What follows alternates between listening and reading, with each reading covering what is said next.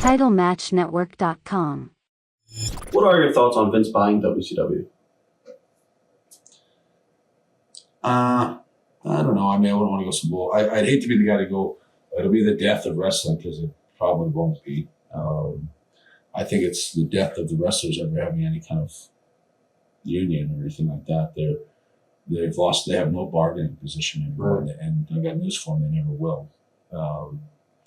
I would strongly refrain from having my kids or anybody I know ever get into it for that reason. I was going to ask you about Teddy Hart. He's doing the thing up there in Calgary with MattRats.com. I don't know if you're familiar with it, obviously. A little bit. Right. What are your thoughts on Eric Bischoff's? He's now involved with that company. I wish him luck. I don't know. Do you think that putting that on a national level would hurt the business when fans see kids doing moves that big guys do? I'm not sure. I think you have to look at a finished show, and maybe there's some merit to it. And at the same time, maybe I watch it and go, "What a joke." Right. I know my dad. Maybe we're just over our time. I remember I saw a few weeks ago at the house. Ted was there, and they were putting on a tape, and I actually enjoyed some of the wrestling that I watched. It was Ted and all these guys, and they did some really, look like Nitro kind of wrestling, Mexicans, and a lot of really wonderful twirls and twists and flips, and Right. it was one of the best ballet you ever see in wrestling. But it was, it's not my kind of wrestling, but it was certainly athletic and certainly fast moving and dangerous. And Stu got up and left. He told me, he said, his exact words to me, he said, a good way to break your neck.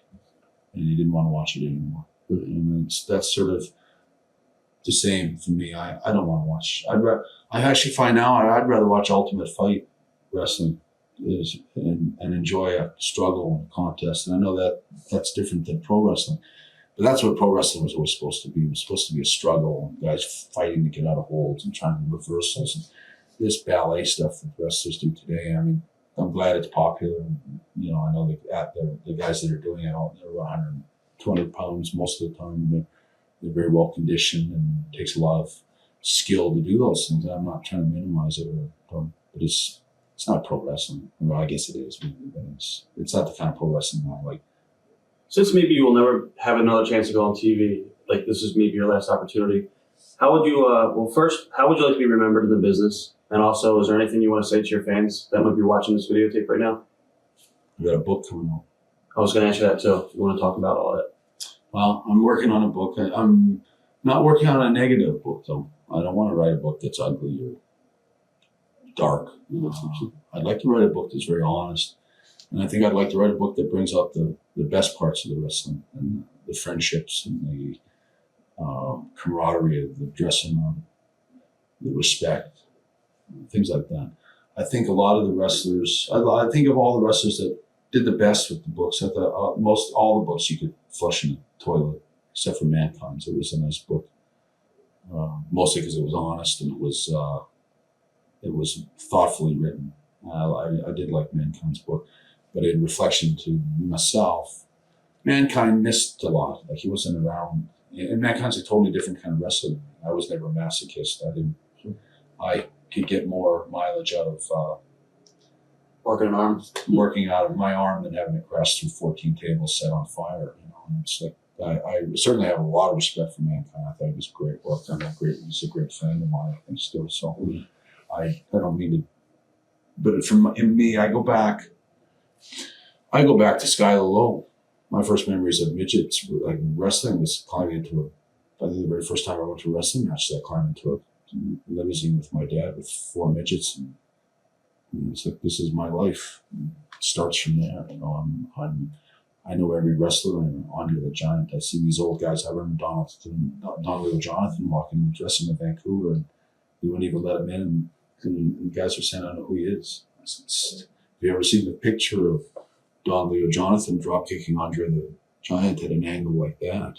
It tells you what a great athlete and wrestler he was. The Gene Kiniskis, the Brunos. I was around for all of that, where Mankind wasn't, and Steve Austin wasn't, and Rock. Well, Rock might have some stories, but they certainly didn't come out. His book that was written by the WWF. but anyway, I just think that I can take you back and really sort of explain what wrestling maybe, what it meant to me anyway. So I think I should have a good book that I'm working on. I'm really happy with what I've got written so far. But it's not a dark book. At least I'm trying not to make it. It's more of a tribute to wrestling than it is anything else. How do you want the fans to remember you? Well,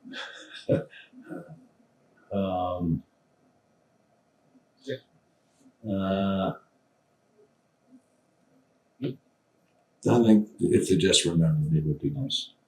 One final question, we'll wrap it up. Your thoughts on wrestlers that can never get out of the business, that can't retire? Like Hogan's and Flair's. And, well, whatever makes you happy. I have never had any problem with it. Sometimes I feel sorry for them, I think, because it becomes all you know. In the end, that's what it is. It becomes, you confess to yourself and then go, that's all I know. That's all I am. I am a professional wrestler.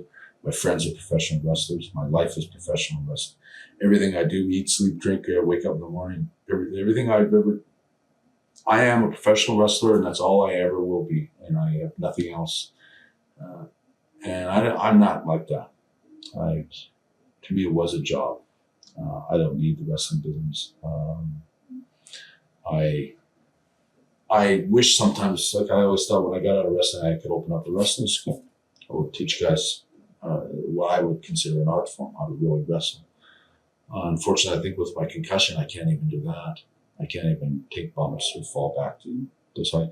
It's like my inroads into wrestling are pretty much all cut off. What is your life now without wrestling? I don't watch it anymore. Not because I'm bitter or anything like that. People will say that or think that maybe. Sorry, still bitter or something. I try to watch it. I turn it on. I see maybe Stephanie McMahon pulling somebody's top off or something. I just turn the channels on. It just doesn't strike me anymore. And a lot of the really good wrestlers, it's just so rehearsed all the time. It's so unreal. Like there'll be fights like that in the bar. I like the old, slower, ponderous wrestlers and the holds. And I was watching. I've watched in sort of writing my book. I've watched a lot of my old Stampede wrestling tapes, which most of the best parts of the matches were always cut off, and they didn't film them because they wanted you to come see it live. So you can't really base how great the work was in the time as it really was. But I loved it. When I watch it and I go, that's so much better. It's so much slower. It's like watching Raging Bull. It's real wrestling as far as pro wrestling can go. It just seems so much more real, and facial expressions, and people are really trying to win, and people are trying to get I was watching AWA wrestling, the all-time great wrestling, and I watched Vern Gagne, who I've never watched my whole life. I thought he was a great wrestler.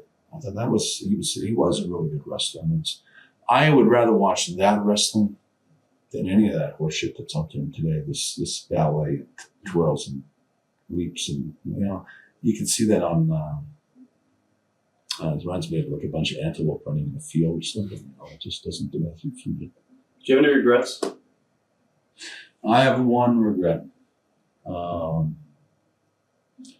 regret that I didn't give my brother a one out of the WWF. I think that I regret that I couldn't stop what had happened to him from happening. I find if there is any kind of bitterness in me, it would stem a lot to that, because I think I've always thought of myself as somebody that we always worked so hard to come home. And I think I'm there now. I finally did come home. And I want to be talked so many times about coming home someday. And you think like, okay, when you come home, I could just picture it. I'd be sitting out on my back deck at my house, maybe at Over at Owen's house. Our kids would be growing up. We always did a really good job of raising our kids with values and things like that. It would have been a nice success for both of us to look back and go, we did it, and clink a couple of beers together and think, and talk about stuff we did with the Steiners, and talk about stuff we did with Davey or Lex Luger. Remember that time with Yoko? Right. We had so many funny stories that have nothing to do with wrestling. And I mean, I don't exaggerate. I think that so many things that I would have been able to enjoy about my career, and even what happened with Vince, I would have always been able to sit down with Owen and go, remember that time? And I've lost that. I've lost I don't have that opportunity anymore to really take those things and enjoy them with anybody. I mean, my situation is like, it's tough within my family. It's tough with me in relationships like Jim Neidhart and Davey Boy, who haven't done very well by themselves. Even Dynamite. It's like I've got nobody left to reminisce with, and enjoy those things. And so I find that I celebrate my little personal highlights or moments mostly by myself. Do any of the boys keep in contact with you at all, or? Actually, I hear from Brian Knobs a lot. Good. And it sounds so sad. I hear from Brian Knobs. I hear from Brian Adams. I talk to some wrestlers in the WWF, but sometimes I'm a little reluctant to say who they are because they'll be doing jobs on TV or something. Associating themselves with me. Yeah, I talk to enough. I don't think a lot of them have my number. So, and I think I've gone through a certain period where, especially when I had my concussion, where I really had to kind of shut down my the channels for people to sort of talk to me. Mostly because I was too incoherent to remember what I was saying. I got where I couldn't talk. I had to sort of disconnect myself because I'd forget what I was talking about on the phone and know it and feel bad and feel stupid.